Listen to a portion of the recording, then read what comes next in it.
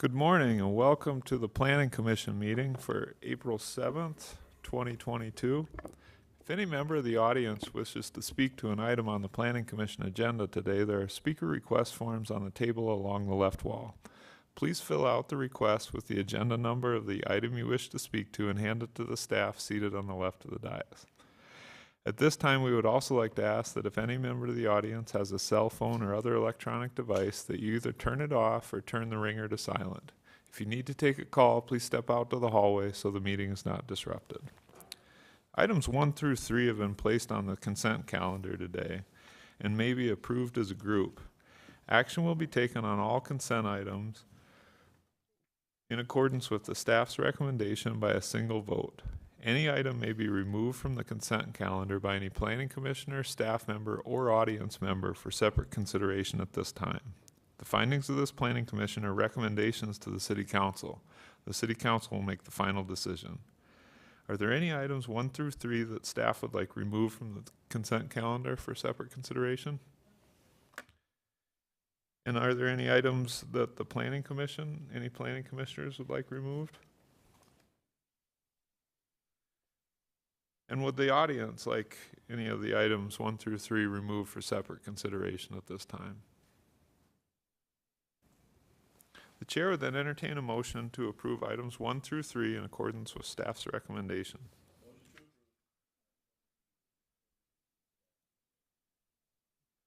All right, Vince made the motion to approve those items and Rachel seconded that motion. Any discussion on the motion? All those in favor, please say aye. Aye. Aye. Any opposed? Motion carries. Item number 4.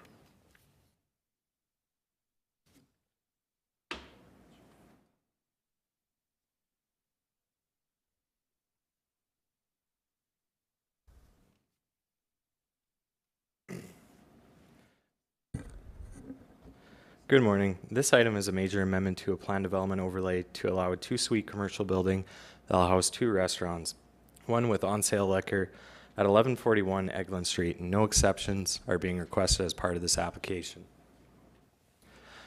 The site is zoned general commercial district with a plan development overlay, and restaurants are permitted use in this district.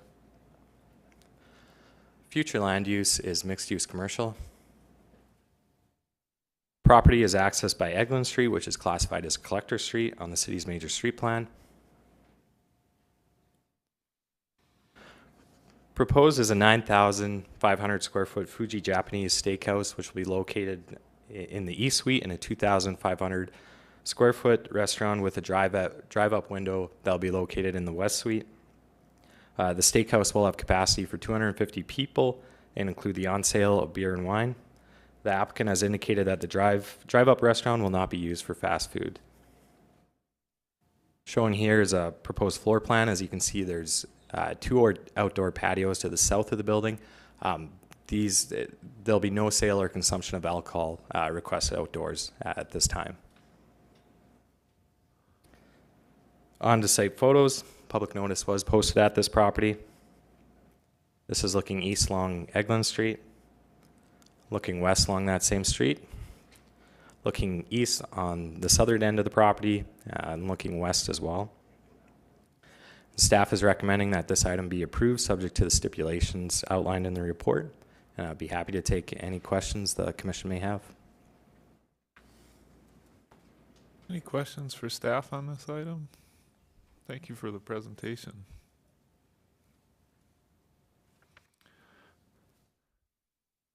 I'm not seeing any motions for, oh, sorry, Eric Hikus. Thank you, Tanner. Quick question. If they decide to expand service of alcohol to the exterior patio, is that a simple matter of just modular barricades? Is that something that could be accomplished simply with the plan that's developed? Well, if they do expand outlook to the outdoor patios, it'd have to go through that major amendment to the plan development. Go through major amendment, okay. Yeah, and it would come back to the commission. Okay, thank you. That answers my question. Karen?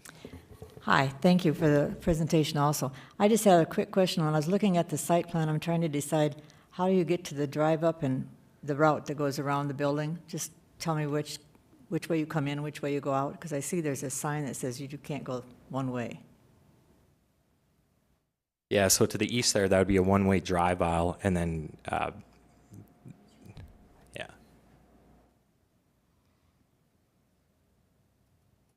So that's one-way drive aisle, and then you'd be exiting out this side of the site.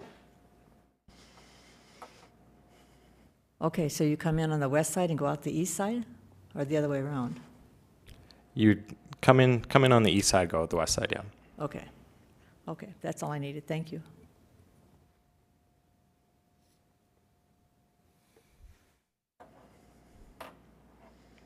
All right, any other clarifications needed on this item? Comments?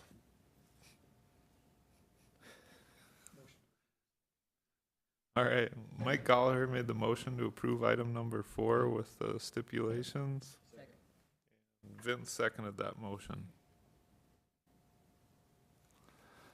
Any discussion on the motion to approve? All those in favor, please say aye. Aye. Opposed? Motion carries. Item number 5.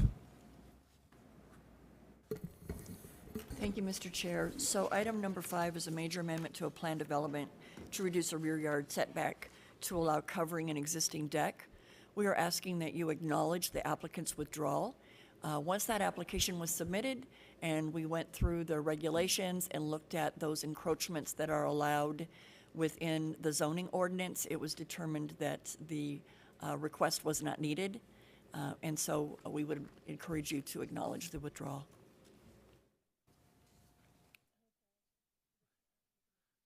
All right, Rachel made the motion to acknowledge the withdrawal of item 5, and Mike Kwasny seconded that motion. Any discussion on the motion? All those in favor, please say aye. Aye. Opposed? Motion carries. Item number 6. So this item is a major amendment to a plan development to expand the existing on-sale use to include hard liquor. This is in conjunction with a golf simulator business at Uptown Rapid Mall. No exceptions are being requested as part of this application. The property is zoned shopping center 2 with a plan development overlay. Future land use is mixed-use commercial. The property is accessed by Disk Drive, which is classified as a collector street on the city's major street plan. The business is located in the south end of the mall and includes 7 simulator rooms, a lounge, a bar, and a future outdoor patio. No sale or consumption of alcohol is being requested outdoors at this time. On-site photos, public notice was posted at the property. This is looking south along Maple Avenue, looking east along Disk Drive, and looking west along that same street. And staff is recommending that this item be approved subject to the stipulations outlined in the report. Thank you. Any questions for staff on this one? I just had one. Can you go back to where this is located in the Uptown Rapid itself? Sorry, I don't have a site plan, but I can kind of give you an indication here where it is.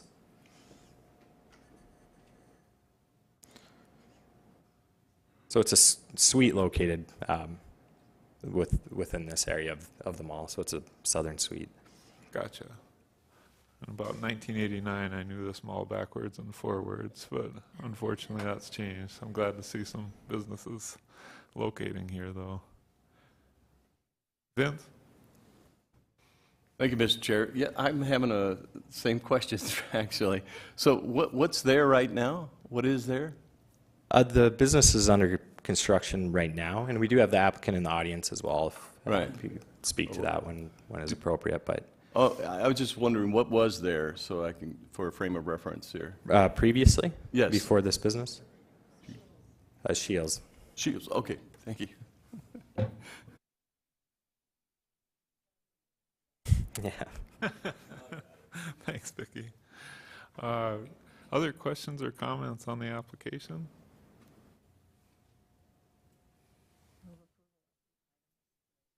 Okay, Karen made the motion to approve item number 6 per the stipulations listed. And Mike Quasny seconded that motion. Any discussion on the motion? John? So procedurally wise, if in the future, which is also mentioned, they would add a liquor license, you have to have the liquor license before you apply for major amendment? Mr. Chair? Vicki? That's a good question. No, it's just the other way around. We want to make sure that the location is correct, and then council determines whether or not they will assign that license. So in other words, the conditional use permit really looks at the location, how it's being operated, and the license is that background check on who's going to hold the license to ensure that it's going to be operated correctly. So the license is given to the owner, not the location? Correct. Okay, thank you.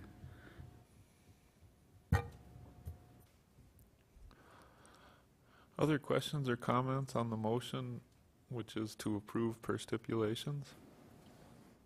Kelly? Thank you, Mr. Chair. Just a quick question. Can you guys just define the difference between on-sale, is there a difference between on-sale liquor and a liquor license? Is there a variance between those two? Vicki? So on-sale liquor means that someone can sit down and have a drink. And in our ordinance, on-sale liquor is how we advertise and how we bring it to you, whether they're selling beer, wine, or hard liquor. In this case, it is the full realm, that they have secured a full liquor license, which those are hard to come by in Rapid City these days. Yeah. And so in this case, you can, at the premise, sit down, participate in any of those alcoholic beverages. There is also off-sale liquor that's identified within the ordinance, and that means that you buy it, you take it, and you drink it someplace else. Those would include your liquor stores, grocery stores, convenience stores, and even some specialty stores that have wines and such that those do not need to come to you. Only those where they're going to pop the top and sit down and enjoy the beverage, those require a public hearing. Okay, so in other words, any business that has a liquor permit could theoretically do off-sale? I mean, they could sell package and out the door, or no? Again, that does require securing that license as well. Okay, gotcha. But they could. Gotcha, okay, thank you. Just so you folks are aware, we didn't require a conditional use permit for on-sale liquor until '92. So there are a lot of establishments around town who've never gone through this process. Every once in a while, the property will sell. The new owner will want to expand or change the operational plan, maybe put an outdoor patio, something along those lines. And then for the first time, the Planning Commission sees it. And I'm sure there's times where you wonder, they've been selling alcohol there for decades, but that is because they were established before '92, and now they're changing the size of the operation or the operational plan.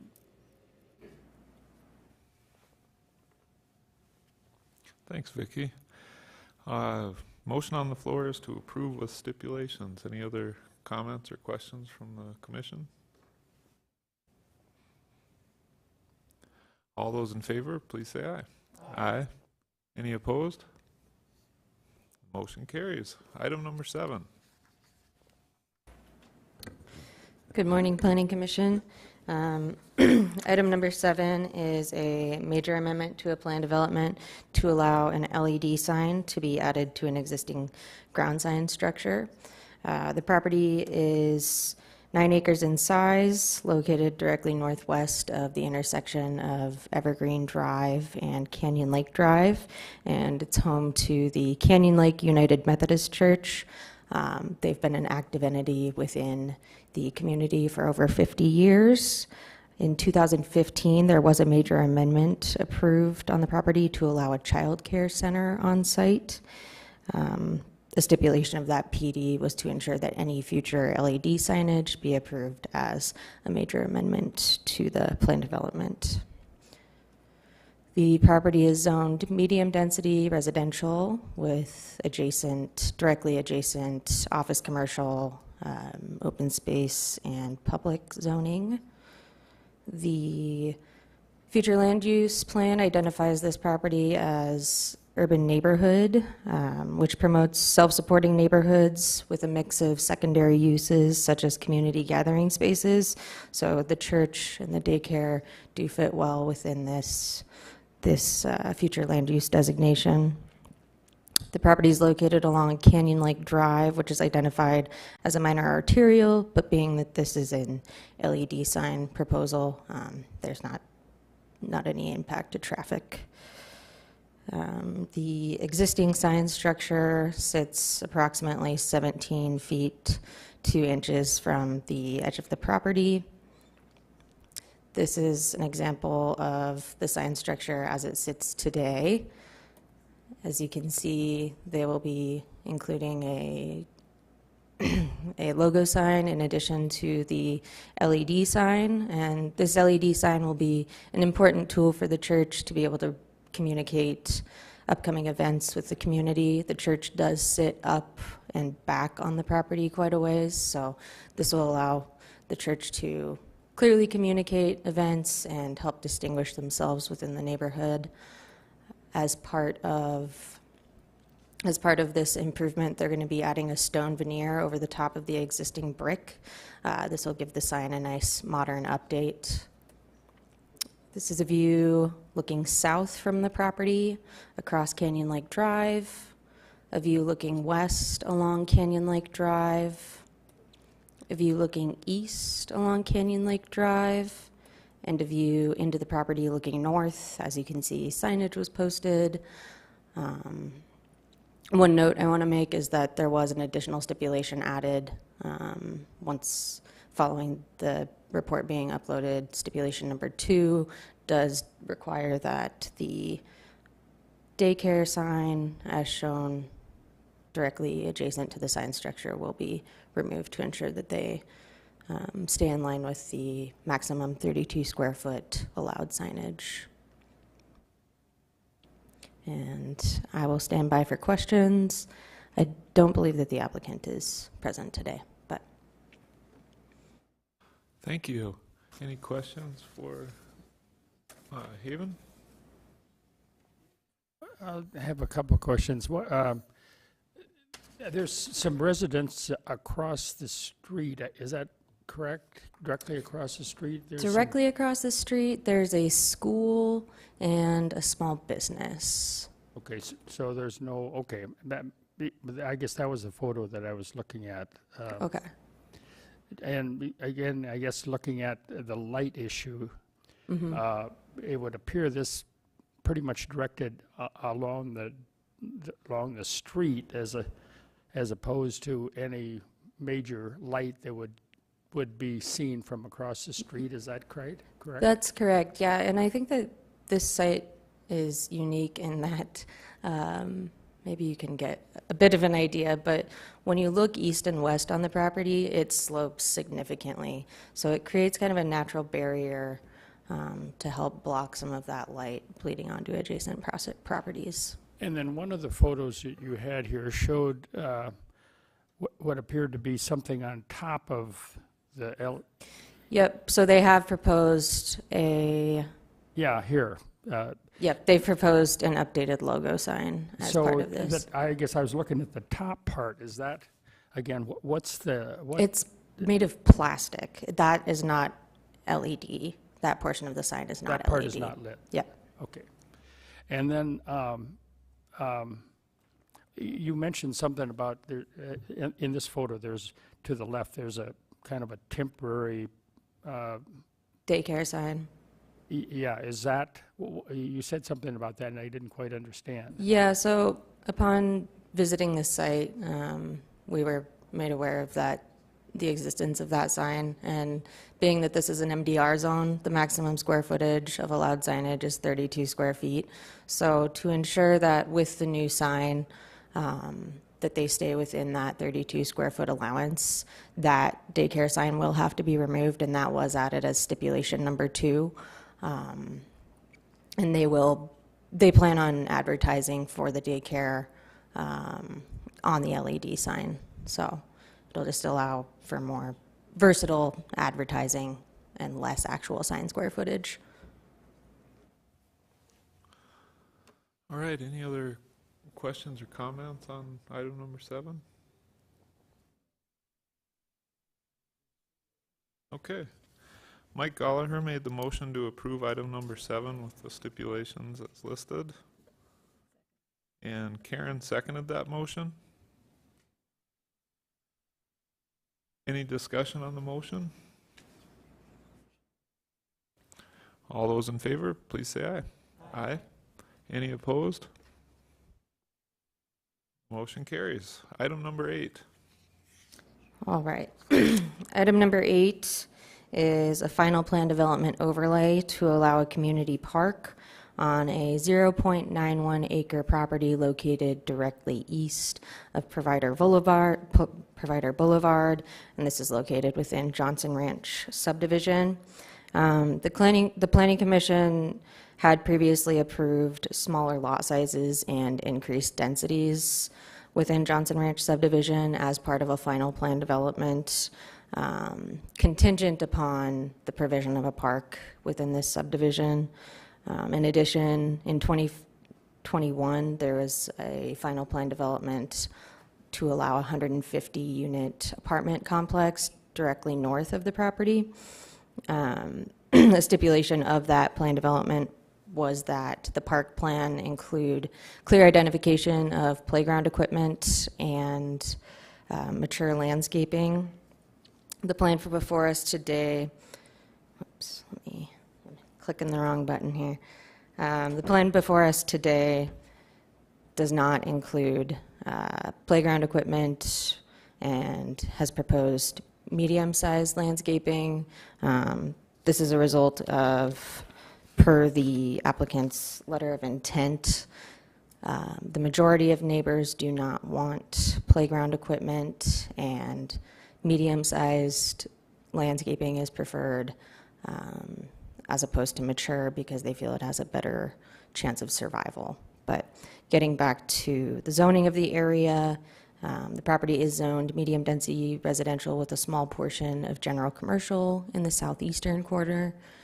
The future land use plan categorizes the property as urban neighborhood and mixed use commercial, which support a mix of housing densities and prioritize uses such as parks.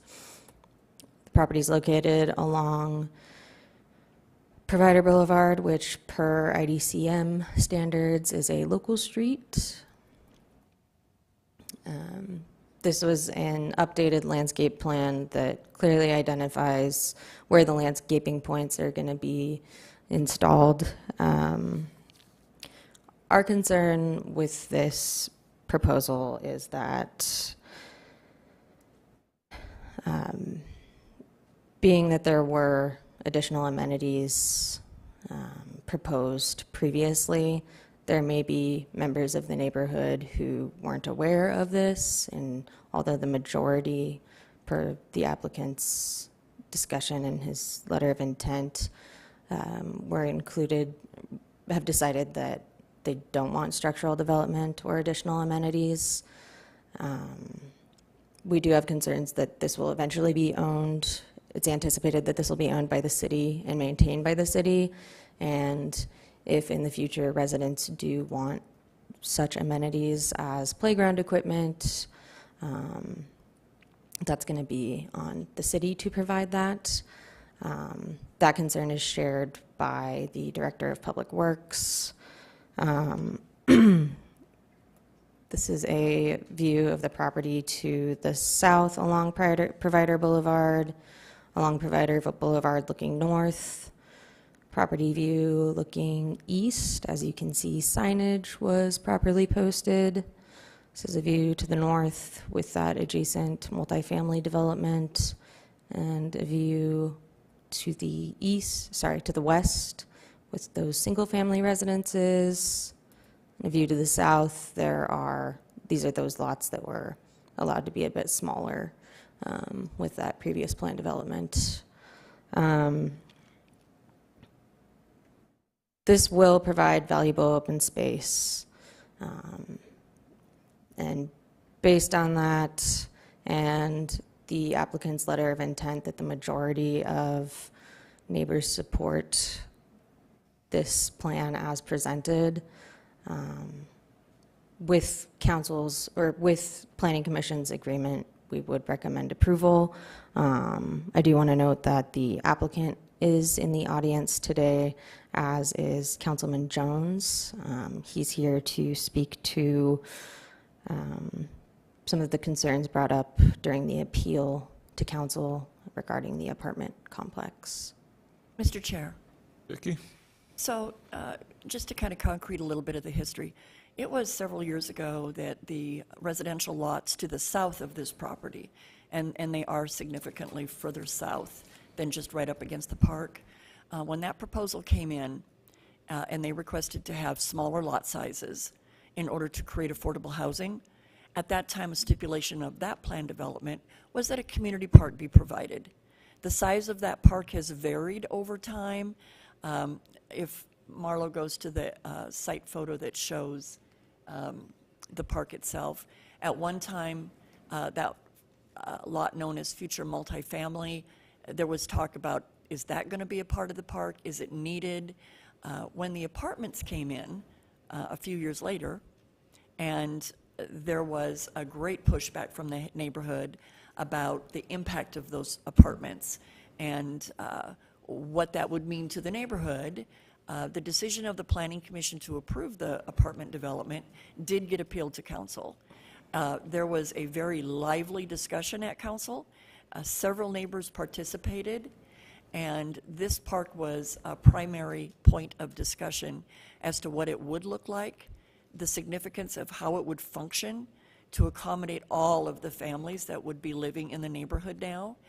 And at that time, our Parks and Rec director was on board with accepting ownership of this park eventually, once it was constructed by the developer. A stipulation of the apartments is prior to them receiving a certificate of occupancy, this park must be constructed. When we approved the residential lots further south, there was a requirement that the park be provided, but no timing on it. So the neighborhood drew that to our attention. So we did put a timing mechanism on it. I think it is important today that you do listen to the comments provided by both Kyle Trelaw, who's representing the applicant, and by Councilman Pat Jones, who has had conversation with neighbors about this application and can share the discussion that took place at council in regards to the apartments. We certainly appreciate that the applicant is bringing in this application and that we are getting that park. We are somewhat concerned that without playground equipment, the city is going to eventually be approached by the neighborhood, and it'll be on the city then to bring forward those amenities. But truly, if Mr. Trelaw's statement, and I believe he did probably try to canvass as many as he could, he has brought to our attention that they do not want playground equipment, primarily because they don't want lighting, they don't want noise. And without it, we're concerned it might be an underutilized park, but we encourage you to have that conversation today. Thanks, Vicki. We do have a few speaker requests on this item. I'll go to those, and then we can let the council or the commission chime in. Alan Glover. Once you're up at the microphone, sir, if you could identify yourself and give an address so we have it for our records, we'd appreciate it. My name is Al Glover. I live at 2931 Hut Court, which is on the south side of that cul-de-sac that you're seeing in the picture. The house is about where the J on Johnson Ranch is on there. I do appreciate all the background that's been put into this conversation to start out with, because it's pretty accurate. When we started out with this, you know, I've only actually been in that house for 2 years, but we started the process of that almost 2 years prior to that, so I've watched all of this unfold. And what you're seeing on the top of that picture there is the proposed multifamily lot, which they're going to identify as Lot 57R, as in Ralph. Originally, that was supposed to be part of the park. Where the trees are on the bottom side of that is where they tried to plat and have that Abbott House put on there until people also objected to that, and then it was put up over on Provider Boulevard. When we had the planning development meeting that talked about putting in the apartments, we won't go into all of that, but I stood out here in this hallway and talked with Mr. Traylor about this park, and that was in late February, early March, and at that point, as at least verbally, we talked about having this lot replatted out of that Abbott House lot was still showing in there, and that was going to be platted out of there. And the conversation was that he was going to replat that lot, and that part of it was correct. What wasn't correct was that from the drawings that showed this the way it is now, he had already platted this lot out of there and was not indicating that to me at the time that we had this conversation. When we left that planning meeting, it was my understanding that this was all going to be park as it was originally proposed at the on-site, or at the beginning of this subdivision. The people that bought into this subdivision bought into that with these smaller lots, with the idea and the understanding that this park was going to be provided the way that it was originally put in there without that lot in there. I think that this is a tremendous disservice to all of these young families that bought into this, expecting that they were going to have a playground for their children. Part of the issue that I have in making this park smaller the way that you have it here is that the original subdivision was approximately 75 households to use that park. When you approved this apartment complex, you're adding another 150 units into this neighborhood that would need to have access to this park. You have increased the demand load on what this park is by 300%, and you reduced the size of the park by 50%. I don't see that there's any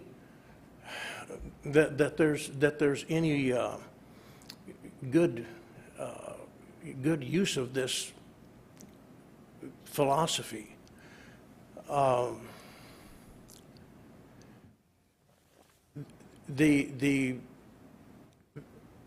The only comment that I'm going to make on the part of the apartment complex, in addition to the size of that and the demands on this park, is that I had brought up the issue of that on that apartment complex of the access, and we had all of the people from the city and the police department and the fire department saying, how adequate all of these road systems that they were going to put in there would be.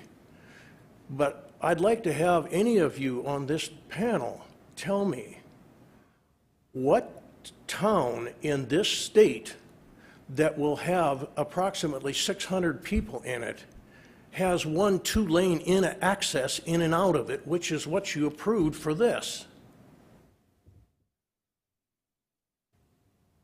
I have a bit of an issue with trying to have any conversation at this point with the developer, because at first when we wanted to talk with them, as long as we made no objection to what they wanted to do, we had pretty good access to them.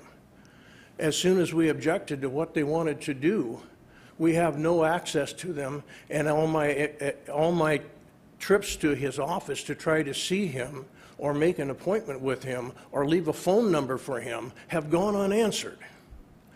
I find this developer to be just a bit of a slippery character, even though they're doing a lot of the things that you folks want done in Rapid City.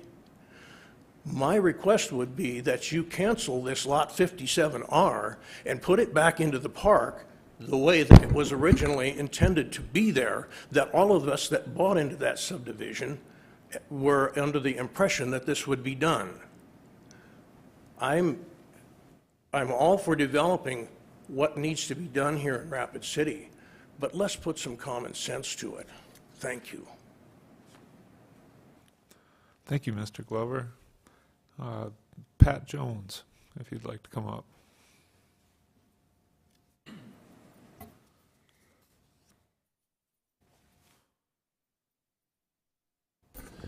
Good morning. Pat Jones, 219 Cleveland Street, Rapid City, representing Ward 1 on the City Council. Mr. Chairman, if I may, could I defer my comments until after Mr. Treelor has an opportunity to come up and speak on behalf of Dream Design, and then comment after that? Would that be allowed? Sure. I mean, you can always come up again. Okay. Thank you. I'd like to reserve my comments until after he speaks then. Thank you. All right, Kyle Treelor.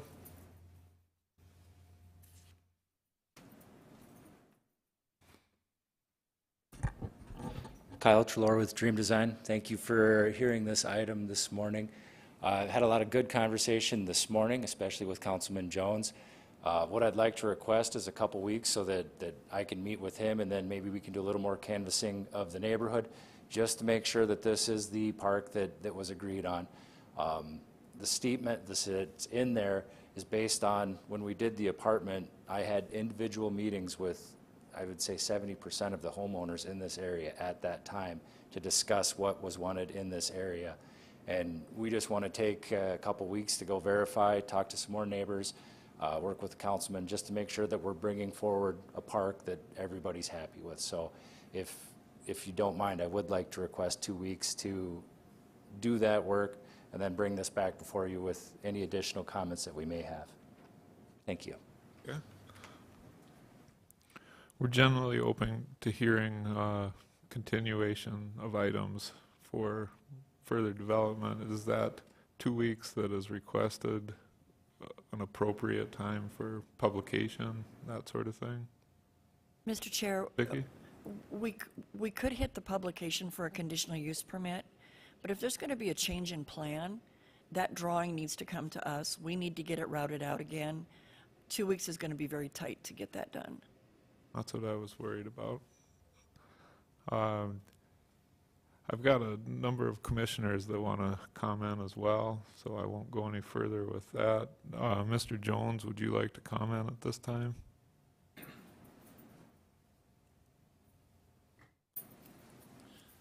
Yes, thank you, and thank you again for having this and allowing me to speak. Pat Jones, 219 Cleveland Street, Rapid City. Pretty much everything that's been said this morning has been right on. This project, the park element, was a vital part of it being approved and moving forward for the residents in that area. I specifically remember discussions about park equipment for various ages of kids. I remember discussion about a half basketball court.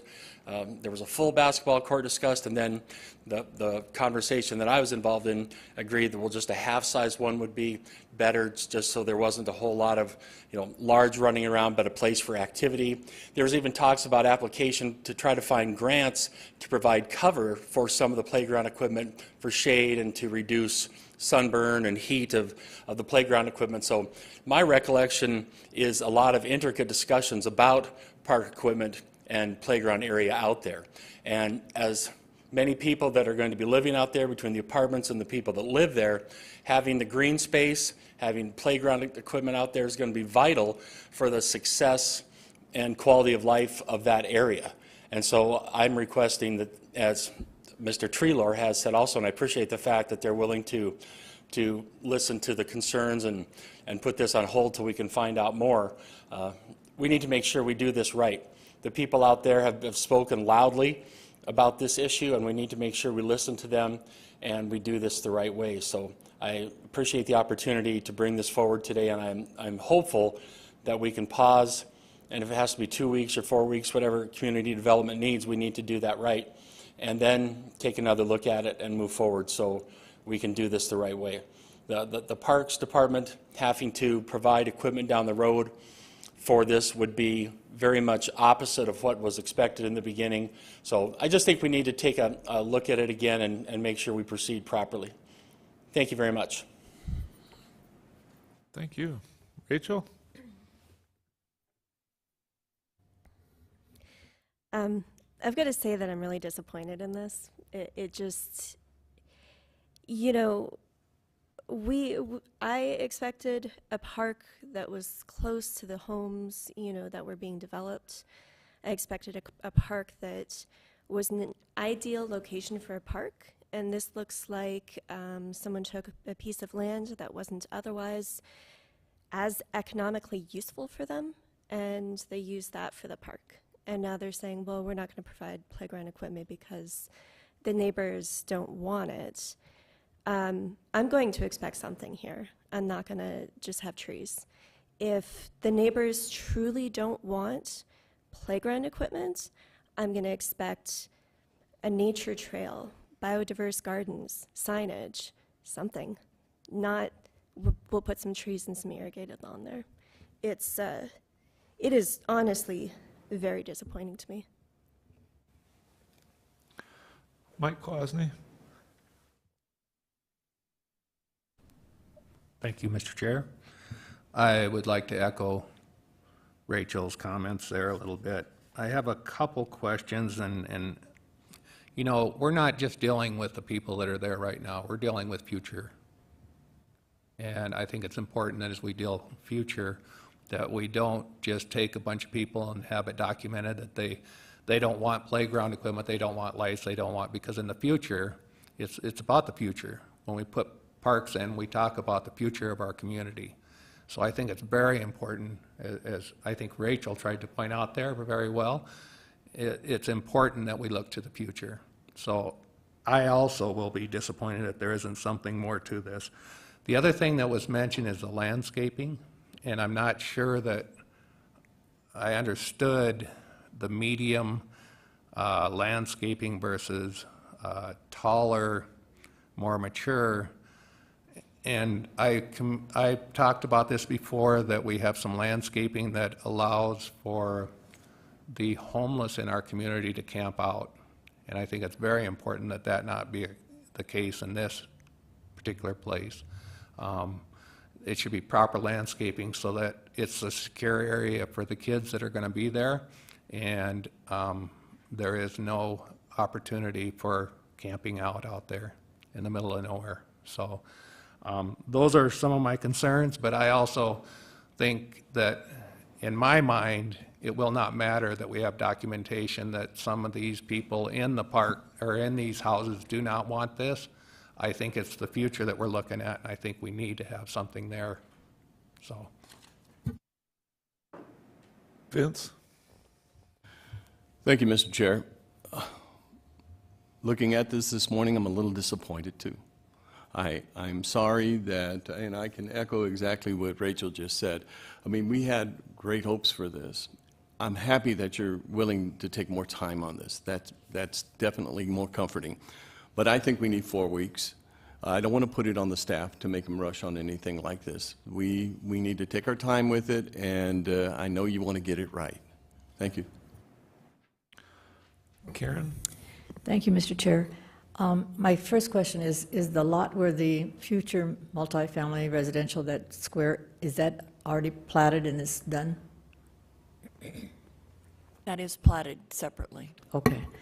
Part of my comments are, it's not even quite an acre of land. That's not a lot for a park that's going to have multiple apartment complexes just north of it. I can see that park being used by more than just the neighborhood to the south, but it's going to be used by a lot of the people in that apartment. And you aren't going to have that input at all from this discussion. So they might want playground equipment, and the people down below in the southern part don't. And it's a quandary if you're trying to figure out who wants what. I think that we should make the decision on what's best for the use of a park where there are going to be children and adults, both. So you have places where adults can get away from the park equipment and places that you can have equipment that is there. So I agree. I think we need to continue this and make sure that we do the right thing as a park overall, not just this neighborhood park, but a park that will serve a lot of people. So that's my comments. Thank you. Kelly? Thank you. I have one comment and one question. 0.91 acre slice of land is better than nothing at all.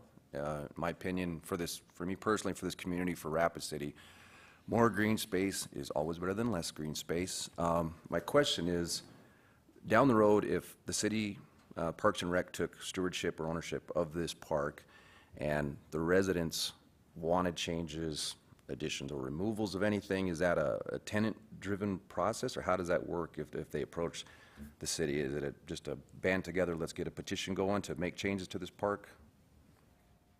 Mr. Chair? Vicki?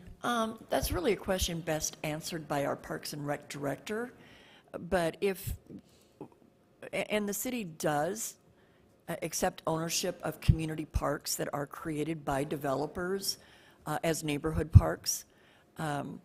When the playground equipment, if the developer did put amenities in it, let's say parking, let's just go with what was discussed today, a basketball court and playground equipment.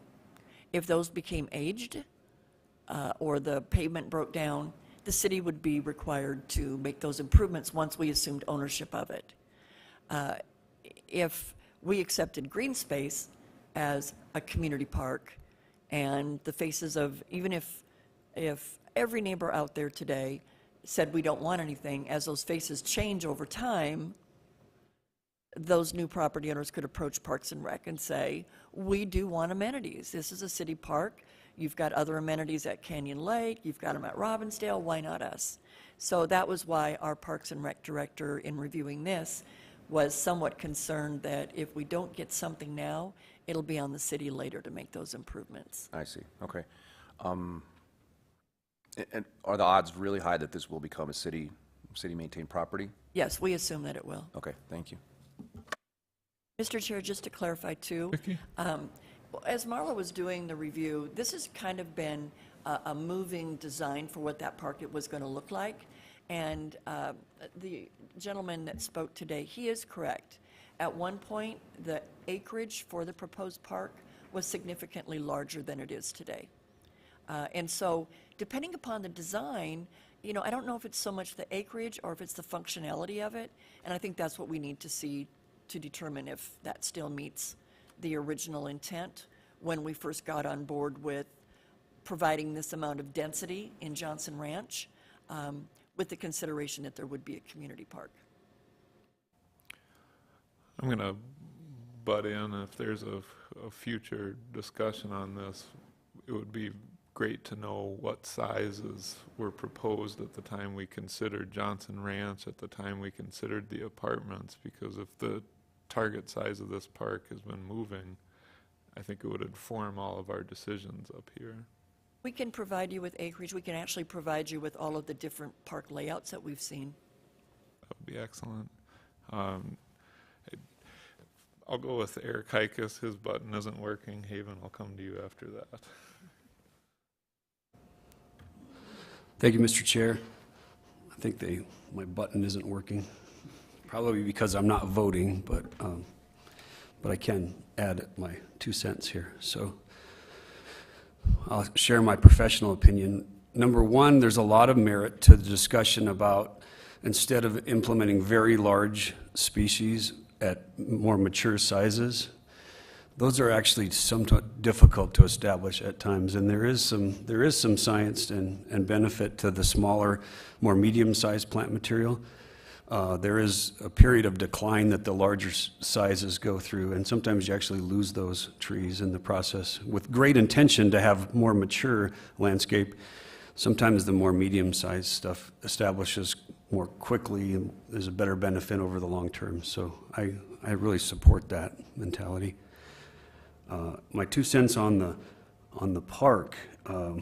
So by taking the playground equipment out, you actually change the identity of the park.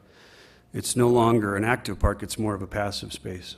So 2 different types of uses there to consider. The playground would be very appropriate adjacent to a higher density feature like the apartments. It would be relevant for that. There are some other elements to consider as well. Number one would be, is there parking allowed along Provider to access the park?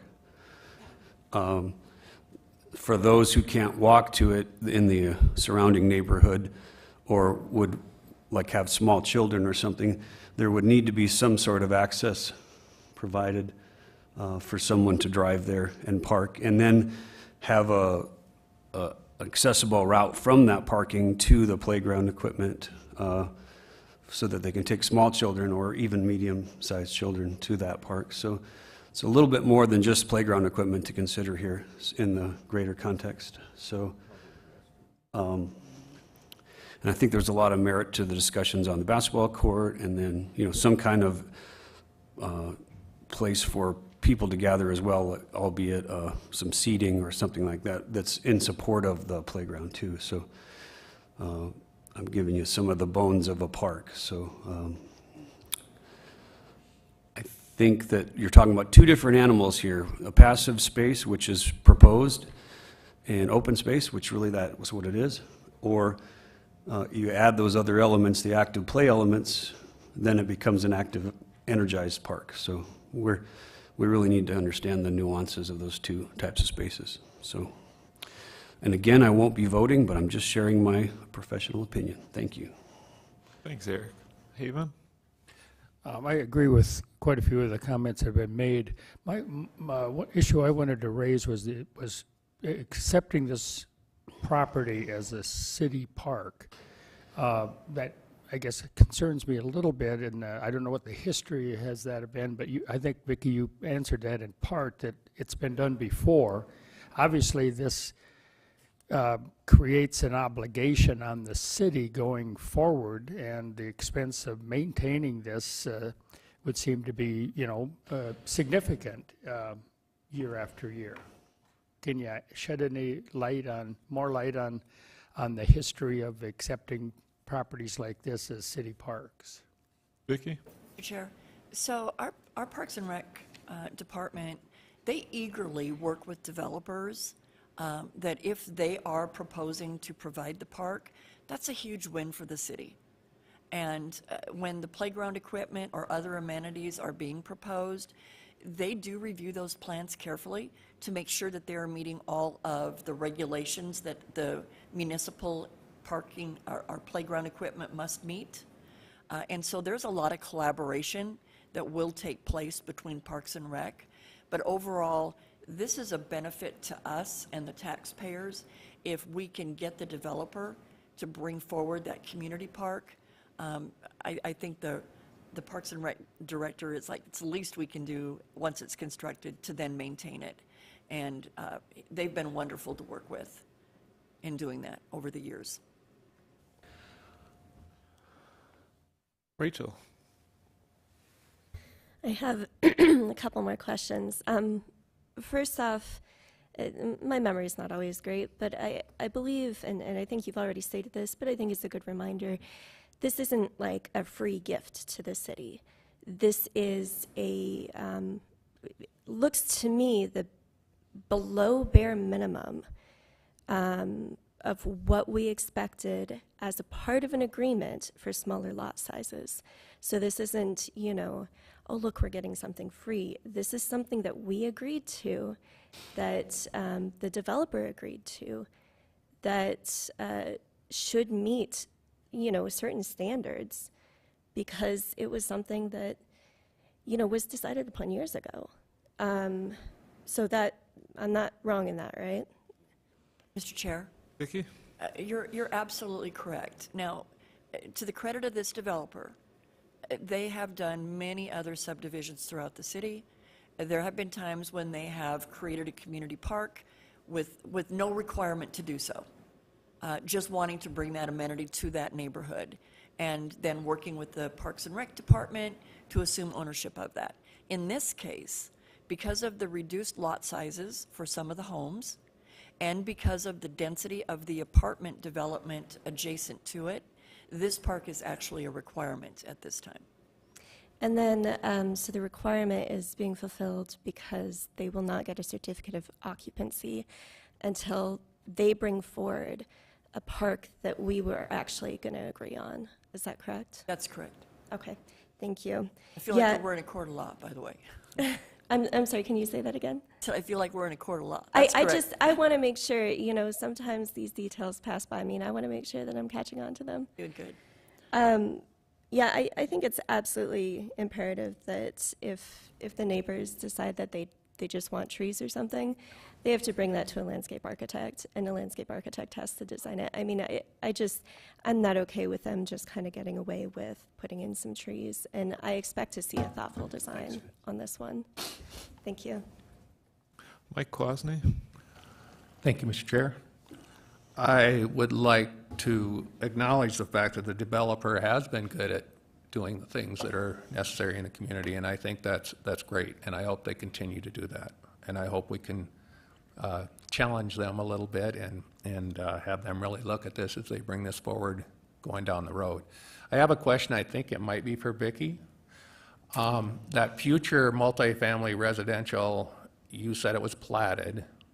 Is there any, is that something that if it shows up that was originally part of the park, as Mr. Glover has mentioned, that can be resubmitted into the park area?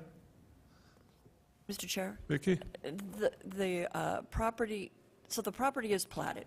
You can have more than one lot in a park, so platting it doesn't eliminate the ability to use both lots as a part of the park.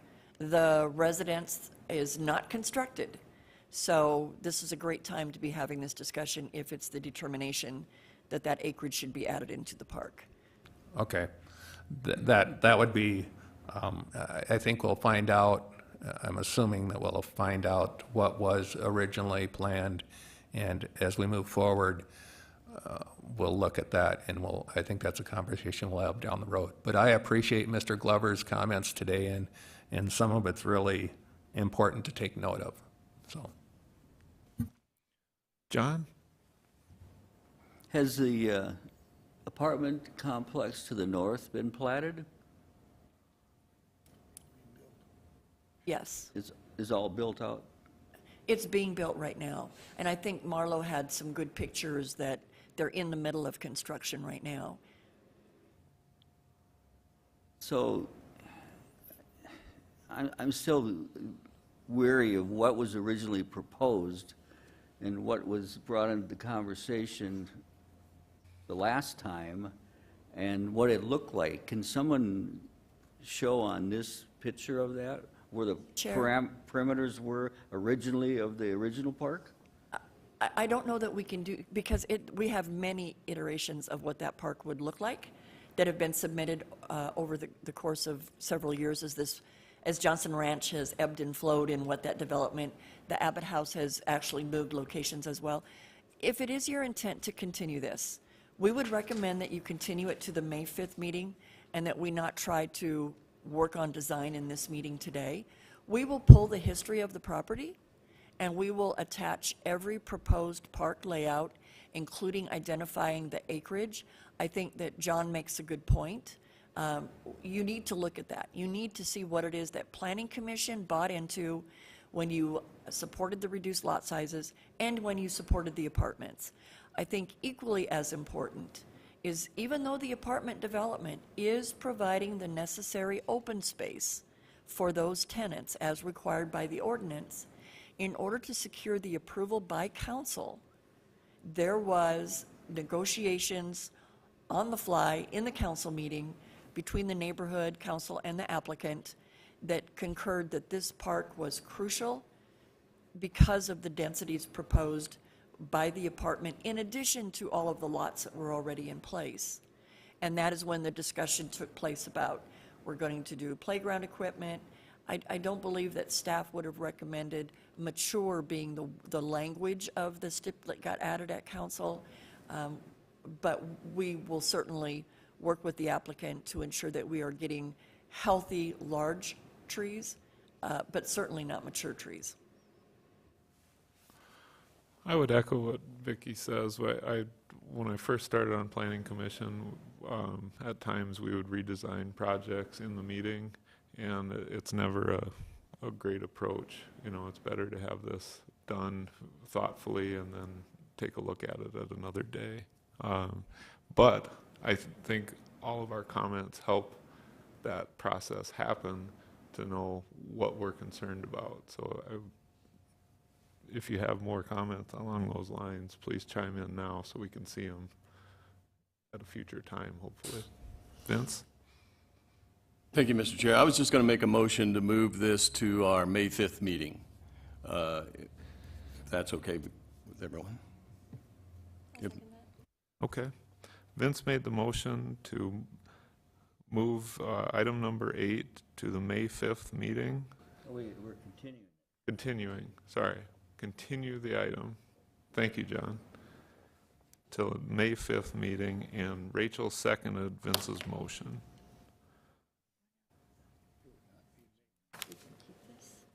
Is May 5th the correct date?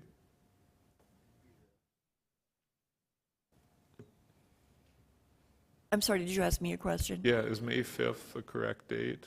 Yes, it is. Okay. Very good. Continue. Yeah. So the motion on the floor is to continue until May 5th. Comments on the motion? Questions? All right. All those in favor of continuation till May 5th, please say aye. Aye. Aye. Opposed? Motion carries.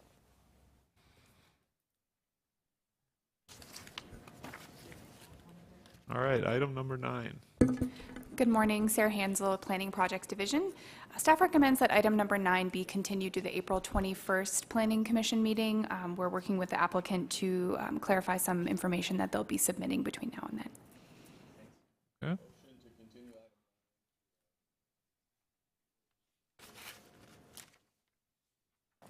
All right, Vince made the motion to continue till April 21st. And Kelly seconded that motion. Any discussion on the motion? All those in favor, please say aye. Aye. Opposed? Motion carries. Any discussion items or staff items today? Mr. Chair, here a month ago, I visited with you about LED signage and a position that the Planning Commission had directed staff that they always need to come before the Planning Commission if a property is within a conditional use permit and a planned development. Please note that I haven't brought that to you. We're having difficulty. My intent is to bring you data showing every LED sign that the city has reviewed that are otherwise permitted versus those that have to go through this extra step just because they're in a planned development and conditional use permit. So bear with me. We're having to laboriously go through years of information to find that. We are struggling electronically putting that together.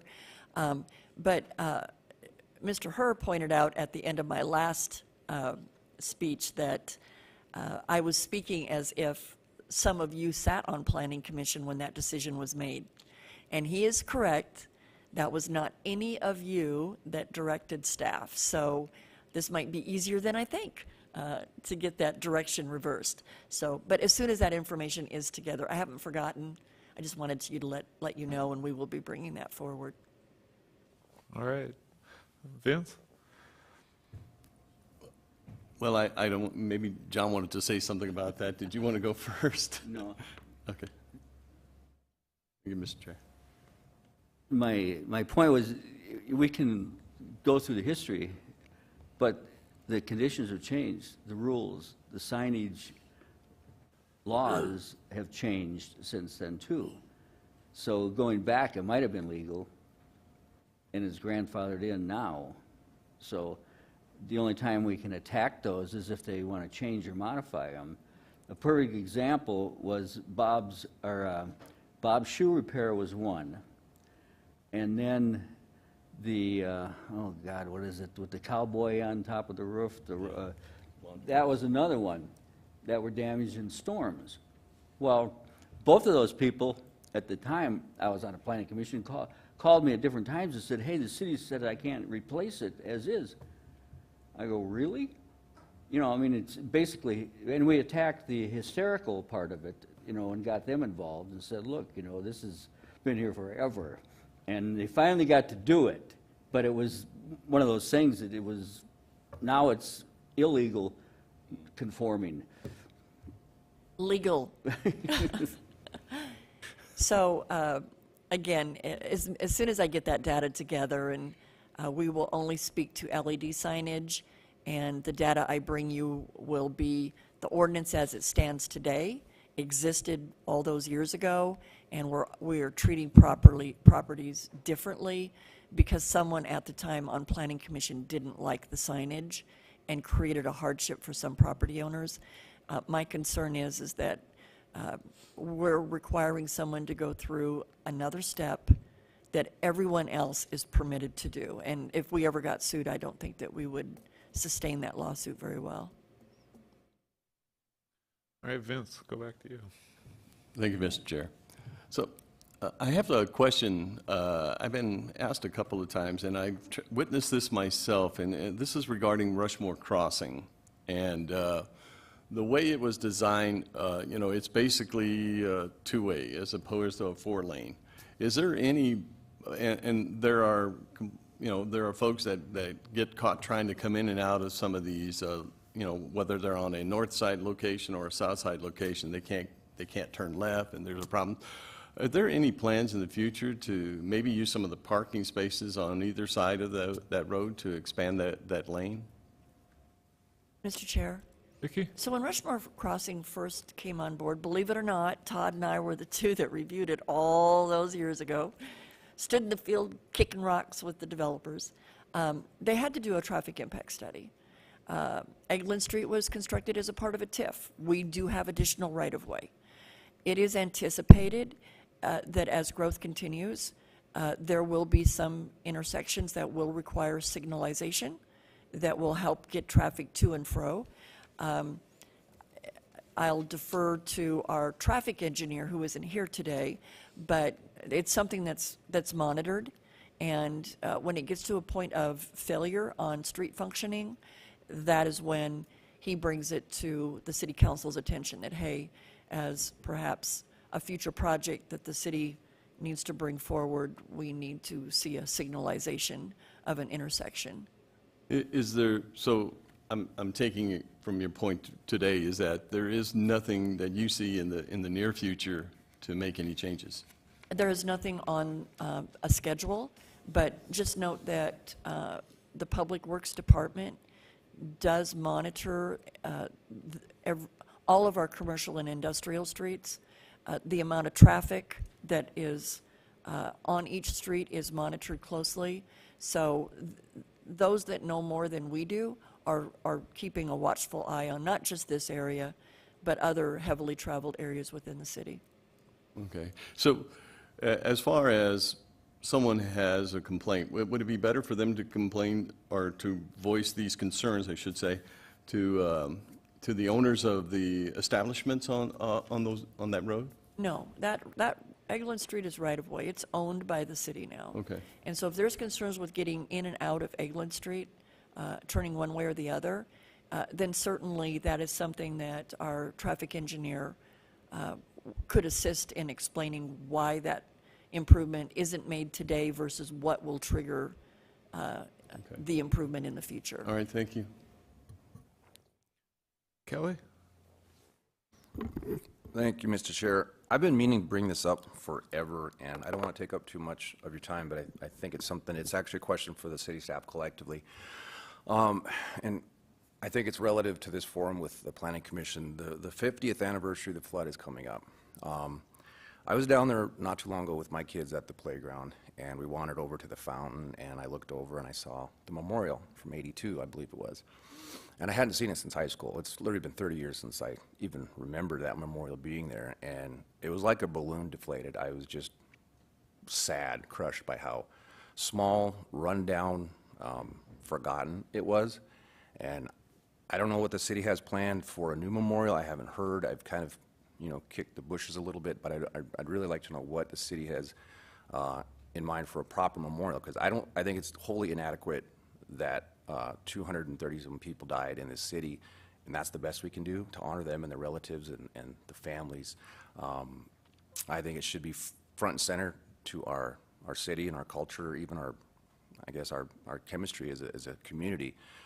Everybody, there's people in this room that were here. I mean, a lot of us were here that night, and we're alive. It didn't happen in the 1800s. It's a recent event. It was our Katrina. It was our 9/11. So does anybody have a clue as to what the city has planned for a new or revamped memorial? So, I'm sorry, Mr. Chair. All right, Vicki? So in discussion of the memorial, yes, there is ongoing projects that would make improvements. I believe that particular one was a part of the Vision Fund request at one point to do some improvements.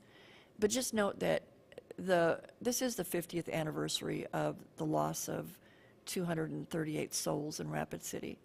Our mayor takes this very seriously. A committee has been formed. There are numerous events planned, taking into account, acknowledging what happened then and where we are today. I think that the mayor's office would be a good source of who you could contact in regards to what those plans are. But there are more than one committee within our community that are looking at celebrating the memory of what we went through and celebrating it in honor of those that lost their lives and celebrating that we have come so far and taken steps in the right direction. So I don't have a black and white answer for you. I'm not a part of those discussions, but just sitting in the perimeter, hearing what I hear, there certainly is ongoing discussion. I did reach out to the mayor's office, by the way, and I got no response, so I may have to revisit that. Did they know who you were? I don't know. Just curious, citizen. Anyway, I appreciate the info. Mike Kwasny?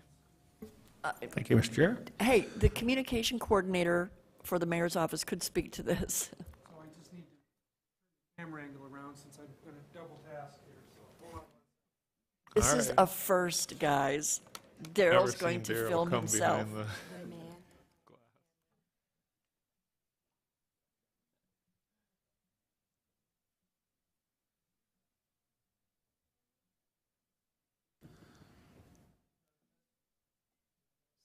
To the mic. And you Daryl. also have to identify yourself, Daryl.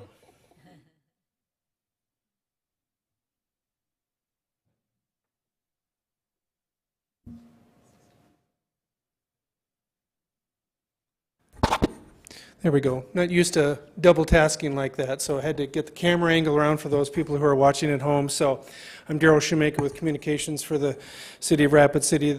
As Vicki indicated, there is a very active flood and Greenway commemoration committee that has been active for several months, and they're putting the finishing touches on what's going to be 2 days of observance. Shying away from using the term celebration, even anniversary, because obviously this was a tragedy from 50 years ago. But we have two full days planned, June 8th, June 9th. There's a number of activities that will be surrounding that by different community organizations. So they're working with a group to set up a website. There's going to be a number of anchor events at the Journey Museum, the Rapid City Public Library, at the Monument, panel discussions those 2 days. There's going to be I've been talking to Councilman Bill Evans, who is with the municipal band. Their opening concert is the Wednesday night, June 8th. There's another concert being planned in the works for that weekend prior to the anniversary events. In addition, the library, anyone who's a survivor of the flood, had family members' recollections, they can go to the library now and provide an oral history. They're going to set aside those 2 days, several hours on both days for people to come into the library. They'll have the recording equipment set up where people can provide their oral histories so we can preserve those stories as we move forward. Working with the Journey Museum this week, they're also going to set aside an afternoon where people can just come in, share their stories.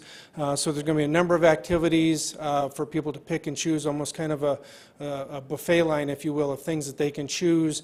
There will be a memorial walk, there will be a memorial bike ride scheduled on those days. So a number of activities planned. The featured activity will be the evening of the 9th, or I should say, let me step one back. Late afternoon on June 9th, there will be a dedication of a 50-foot storyboard at the monument that will showcase the history of the flood event. There will be an LED lighting that will show the flood level. So that'll happen that late afternoon on the 9th. Then there will be a presentation by former Mayor Barnett, community event that evening at the monument. So couple of days of activities. I'm just kind of speaking on the fly here, but stay tuned. Those information items will be sent out here very, very soon. And then I can't speak on the flood memorial. That'll be a separate discussion through parks and so forth. But obviously, the bike ride and the monument, or excuse me, the memorial walk, obviously will be featuring the existing memorial that's there. So. That's a pretty heavy schedule. I appreciate the update. A lot of activities. That's great. I guess we'll see what happens with the memorial. Yeah. Thank you. Great. Thanks. Any other questions? Thank you. Thank you. Thank you, Daryl. Mike Quasney? Thank you, Mr. Chair. I'd like to also thank Daryl. I happened to be here during the flood, and there were a lot of memories. So I think it'll be an exciting time to maybe exciting is not the right thing, but at least we're celebrating those lives that were so important that are no longer with us, and it was a devastating, very devastating time. I wanted to touch base a little bit with Vicki on the signage. The only concern that I truly have still is when we get close to residential and what that signage does. I know we have things in place so that it dims and so forth, but as you bring forth that, make sure that we still have that taken care of, and that's my concern. And Vince, I think it's great that you brought up Angling Street, because that is devastating if you get out there in the traffic at any given time when it's busy. That is crazy out there. So that the city doesn't have something in the plans is amazing to me, because that is you're taking your life into your own hands sometimes. So I would challenge, and I guess I'll make a vocal, that there are concerns and it needs to be taken care of. It needs to be looked at very strongly. So very good that you brought it up. I appreciate it, Vince. And I'm bringing it up also. I think it's important that something be done before somebody gets hurt very bad. John? Getting back to our hedgerow park, are they going to put restrooms in there? Because if they don't put them in now, it's the onus of the city when they assume it, that they will have to do that if it's public park. Mr. Chair? Vicki? So neighborhood parks usually don't have restrooms. Remember, these are people that live in the neighborhood. When they get to that point, they go home. There's also an argument to be made about whether or not parking should be allowed. One good thing that if there is no parking within the park itself, then and there's limited parking in the street, then you're living in the neighborhood and families are walking, kids are in strollers. You put in a big parking lot and you will get especially young drivers who will find that open space, and then it gives a park a different element. But let's see what the applicants come up with. I think that this was an eye-opening discussion today. We cautioned that this probably was going to happen and encouraged amenities. So obviously, I think you gave the message loud and clear that nothing less will be accepted going forward. Rachel? Sorry, I hate to keep prolonging this meeting. I do mention, just think that what Eric said about at least accessible parking makes a lot of sense to me. I understand your concern with, providing parking and changes kind of the character, but I do think that's kind of important. But just a quick question.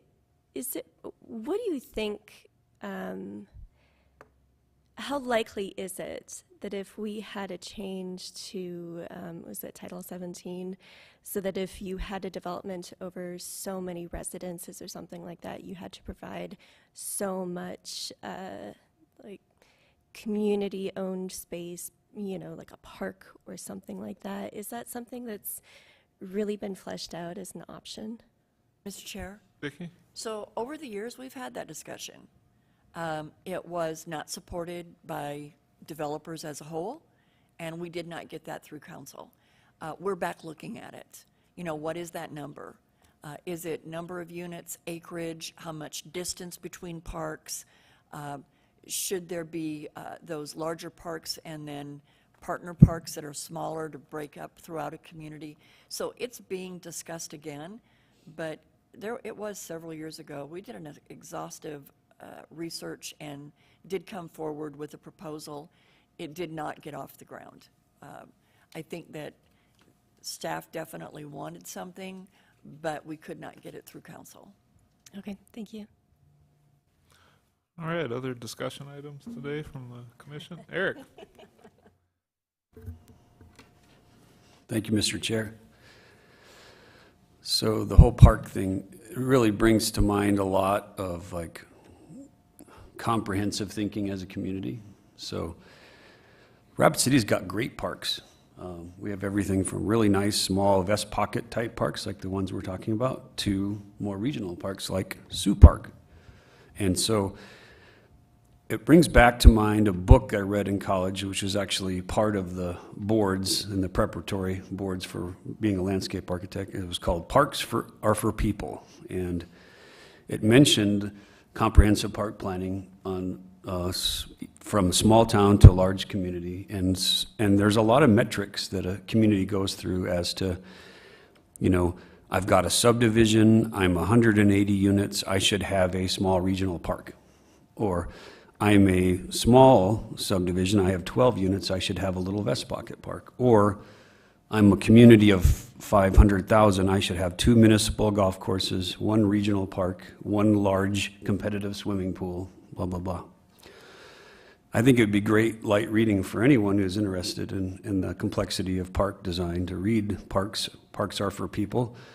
I looked online, I don't know that it's in print anymore, but it's a great resource. And I think some of the definitions of what we talked about today, like, do you need a shade structure? Do you need a place for playground equipment?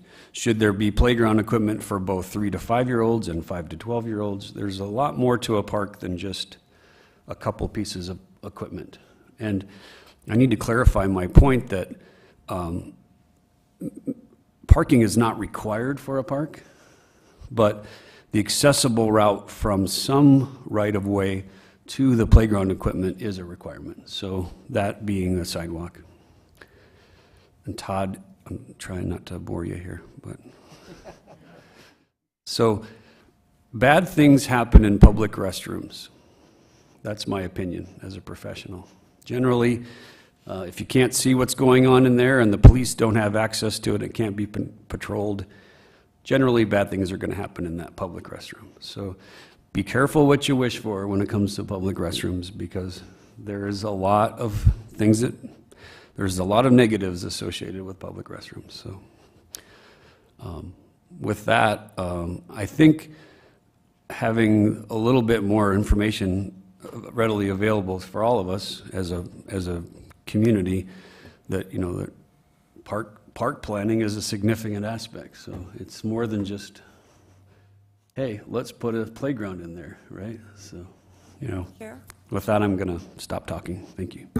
Vicky? If we get to the point where we form a committee to review a park plan for the city, I know who to ask to be on it.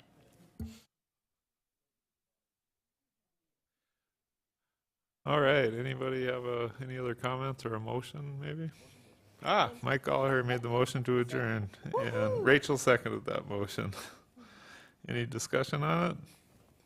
All those in favor, please say aye. Aye.